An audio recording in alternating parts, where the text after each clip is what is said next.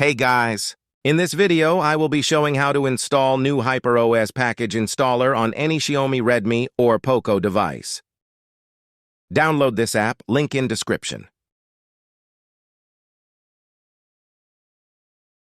Now when you install or update apps, there will be the new package installer option. It has new layout and animations. You can see all the required permissions for the app from here.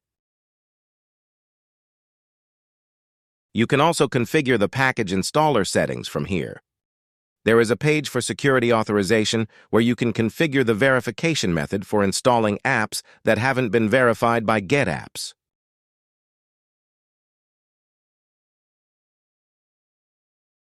From here, you can enable Me Protection for future installs and updates. Me Protection will identify risks and virus applications and protect your privacy, property, and device security. Check Remember My Choice for making this package installer default. There will be a different layout and animation when Me Protection enabled.